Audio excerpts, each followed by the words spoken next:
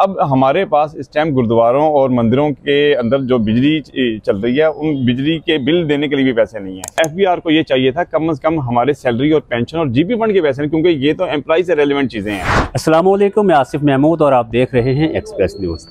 इस वक्त हम लोग वैक्यू ट्रस्ट प्रॉपर्टी बोर्ड का जो हेड ऑफिस है लाहौर में, यहाँ पर खड़े हैं।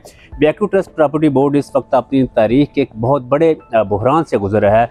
हुआ ये कि एफबीआर ने एक बहुत बड़ी रकम जो है वो ईटीबीबी के जो अकाउंट्स थे उनमें से ख़ती रकम जो है वो टैक्स की मद में जो वो काट ली है। और इस वक्त सूरत हाल ये बनी हुई है कि इस महकमे के पास अपने एम्प्लॉयज़ को तनख्वाहें देने की रकम जो है वो भी मौजूद नहीं। बहुत सारे प्रोजेक्ट जो है वो रुक गई। ये सारी सूरत हाल क्या है, इस पर हम इस वक्त हमारी यहाँ पे जो इनकी नेशनल यूनियन है ईटीबीबी की, उनके सेक्रेटरी जनरल जो है वो मौजूद हैं, मुदस्सिर ज़ैदी साहब, उनसे बात करते हैं। अस्सलाम वालेकुम मुदस्सिर भाई, कैसे हैं? ये बताइएगा कि ये मामला क्या बना है, ये कितनी रकम है जो इस वक्त एफबीआर ने जो है वो ईटीबीबी के अकाउंट से जो है वो काट ली है? जी, मैं आपको बताता हूँ, अभी तक 2.25 अरब रुपए तकरीबन ये हमारे अकाउंट से निकाल चुके हैं।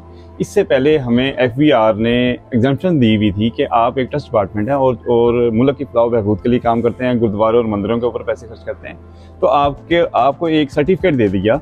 और उसके बाद अब अचानक इस तरह हुआ है कि उन्होंने पहले 942 मिलियन निकाले जून के अंदर, और अब उन्होंने 1130 मिलियन निकाल लिए। लेकिन इस दफ़ा उन्होंने ये जुल्म किया कि इन्होंने ना सिर्फ सैलरी के अकाउंट में से पैसे निकाल लिए, बल्कि हमारी पेंशन, जो पेंशनर्स थे, पेंशन के अकाउंट में से भी पैसे निकाल लिए और जीपी फंड के अकाउंट से भी पैसे निकाल लिए। नतीजा ये हुआ कि इस टाइम अकाउंट ज़ीरो है। गुरुद्वारे और मंदिर जितने हैं उन पे काम हो रहा था।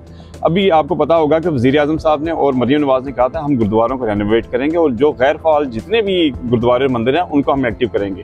लेकिन वो तमाम जो पैसे 1.5 अरब रुपए जितने भी रखे गए थे, वो 1.5 अरब रुपए एफबीआर ने अपने निकाल लिए। नतीजा ये हुआ कि तमाम गुरुद्वारों पे काम रुक गया, सैलरियाँ रुक गई।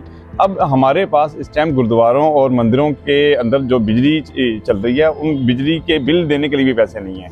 ज़ीरो अकाउंट के साथ इस टाइम हम लोग बैठे हुए हैं। सर, ये भी फरमाइएगा कि ईटीबीबी के ज़ेर इंतज़ाम जो आपका वो वेलफेयर का अदारा है, उसके तहत कॉलेज भी चल रहा है, स्कूल भी है, हॉस्पिटल भी है, तो उनकी क्या सूरत हाल है? वो क्या चल रहे हैं कि उनके भी सारा सिलसिला? सर देखें, आपको पता है कि जानकी देवी हॉस्पिटल है हमारे साथ, उसके बाद स्कूल और एजुकेशन कॉलेजेस हैं। ये सब के सब इस टाइम इनकी पोजीशन यही है कि हमारे पास इनके बिजली बिल, इनकी फ़ीसें और जितने भी हमारे स्टाफ, हेड नर्स और जितने भी हैं हॉस्पिटल में डॉक्टर्स हैं, उनके लिए पैसे नहीं हैं।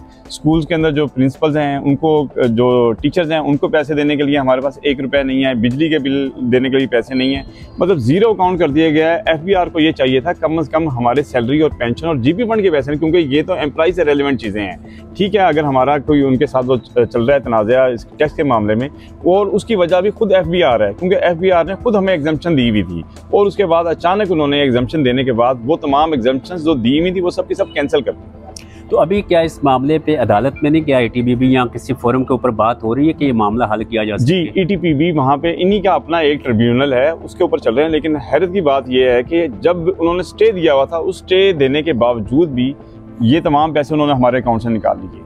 ठीक है, होता तो ये है कि हमने एक, अगर कोई स्टे होता है उसके अगेंस्ट एक अपील करते हैं और अपील के बाद हमें टाइम दिया जाता है।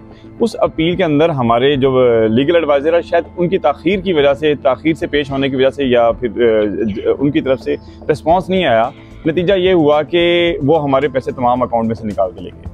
ये आपने इनकी बात सुनी। इस वक्त तकरीबन को 1500 के करीब एम्प्लॉइज़ हैं जो ईटीबीबी बोर्ड में हैं। यहाँ हेड ऑफिस में भी, मुख्तलिफ अज़ला में भी काम कर रहे हैं। ना सिर्फ इनकी तनख्वाहों का मसला बना हुआ ये लोग परेशान हैं, बल्कि जो मुख्तलिफ वेलफेयर के प्रोजेक्ट चल रहे थे, जो रेनोवेशन का काम चल रहा था, वो भी सारे का सारा जो है वो ठप होकर रह गया है। यहाँ पे मुलाजमीन एक पुरअमन तरीके से अपना एहतजाज भी रिकॉर्ड करवा रहे हैं। इनका वज़ीर आज़म पाकिस्तान से अपील कर रहे हैं, मुतालबा कर रहे हैं कि वो इस मामले का नोटिस लें, ताकि ना सिर्फ इन मुलाजमीन को बर वक्त तनख्वाहें मिल सके, बल्कि जो वेलफेयर का काम चल रहा था, जो मंदिरों और गुरुद्वारों की रेनोवेशन का काम चल रहा था, वो दोबारा से जो है वो शुरू किया जा सके।